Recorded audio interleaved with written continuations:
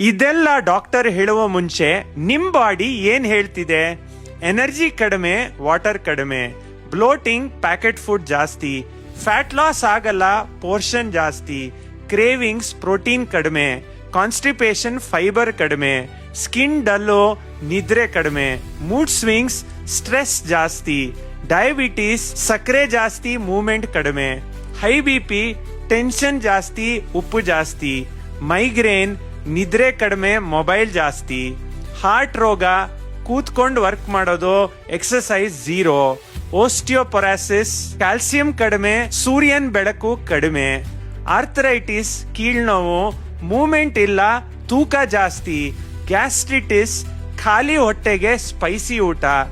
Acid reflex, ರಾತ್ರಿ ಭಾರಿ ಊಟ, ಲೇಟ್ ಊಟ, ಅನಿಮಿಯಾ, ಅಯನ್ ಕಡಿಮೆ, ಪಿಸಿಒಡಿ, ಪಿಸಿಒಎಸ್, ಜಂಕ್ ಫುಡ್ ಜಾಸ್ತಿ, ರೊಟೀನ್ ಇಲ್ಲ, ಹೈಪೋಥೈರಾಯ್ಡಿಸಮ್, ಸ್ಟ್ರೆಸ್ ಜಾಸ್ತಿ, ಪೋಷಕಾಂಶಗಳು ಕಡಿಮೆ.